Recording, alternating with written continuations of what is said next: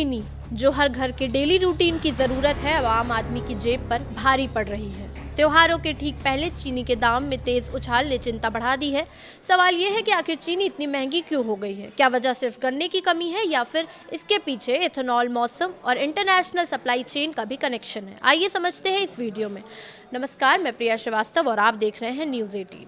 सबसे पहले बात करते हैं कीमतों की। देश में चीनी का औसत खुदरा भाव 23 अगस्त तक बढ़कर करीब 62 रुपये 47 पैसे प्रति किलो पहुंच गया है, जबकि पिछले साल इसी दौरान यही कीमत करीब 46 रुपये 30 पैसे थी। यानी एक साल में चीनी की कीमत में करीब 16 रुपये प्रति किलो का इजाफा हुआ है।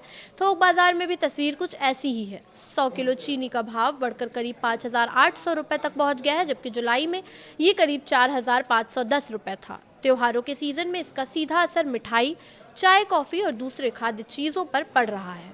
अगर बात करें चीनी महंगी होने की असली वजह की, तो सरकार के मुताबिक इसकी सबसे बड़ी वजह है गन्ने की कम रिकवरी। इस साल गन्ने का उत्पादन अच्छा होने के बावजूद उससे चीनी उतनी नहीं निकली जितनी उम्मीद थी। चीनी की रिकवरी रेट घटकर 8.91% रह गई है, जबकि पिछले साल ये करीब 9.7% थी। यानी 100 किलो गन्ने से पहले जहां करीब 9.7 किलो चीनी निकल रही थी, इस बार करीब 8.91 किलो ही चीनी मिली है।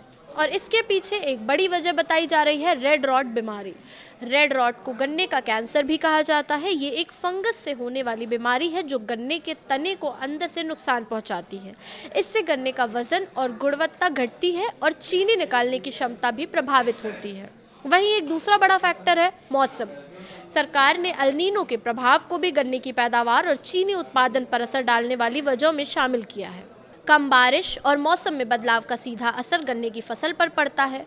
वहीं अब आते हैं एथेनॉल वाले एंगल पर। चीनी के दाम बढ़ने के बाद विपक्ष ने आरोप लगाया है कि गन्ने का बड़ा हिस्सा एथेनॉल बनाने में इस्तेमाल होने की वजह से चीनी का उत्पादन घटा है, लेकिन सरकार ने इस दावे को खारिज कर दिया। सरकार के मुताबिक एथेनॉल के लिए इस्तेमाल होने वाले गन्ने का हिस्सा 2022-23 में करीब 12% से घटकर 2025-26 में करीब 9% हो गया है।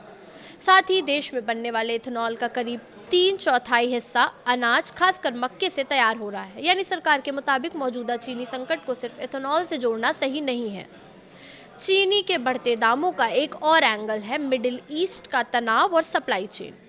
ईरान और मिडिल ईस्ट में तनाव के चलते अगर तेल और ईंधन की कीमतों पर दबाव बढ़ता है तो इसका असर डीजल, खाद, ट्रांसपोर्ट और चीनी मिल की लागत पर भी पड़ता है। यानी चीनी की कीमत बढ़ने के पीछे घरेलू उत्पादन के साथ साथ लागत और सप्लाई चेन का असर भी जुड़ जाता है।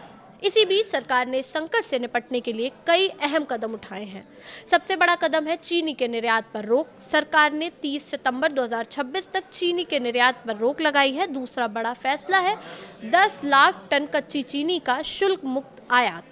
सरकार ने 31 अक्टूबर 2026 तक रॉ शुगर के आयात की अनुमति दी है ताकि घरेलू बाजार में सप्लाई बढ़ाई जा सके। इसके अलावा जमाखोरी पर लगाम लगाने के लिए स्टॉक लिमिट भी तय की गई है। डीलर के लिए अधिकतम स्टॉक सीमा 400 टन रखी गई है और स्टॉक मिलने के 30 दिन से ज़्यादा उसे रोक कर रखने पर भी पाबंदी लगाई गई है। कुल मिलाकर चीनी की कीमतों में मौजूदा उछाल के पीछे गन्ने की कम रिकवरी, रेड रॉट बीमारी, मौसम का असर, बढ़ती लागत और सप्लाई चेन की चुनौतियां जैसी कई कारण हैं। लेकिन सबसे बड़ा सवाल यही है कि त्योहारी सीजन में सरकार के इन कदमों से चीनी के दाम कब तक नीचे आते हैं और क्या आम आदमी की मिठास फिर से लौट पाएगी? फिलहाल इस वीडियो में इतना ही। ऐसे ही और वीडियोस के लिए देखते रहिए न्यूज़ 18।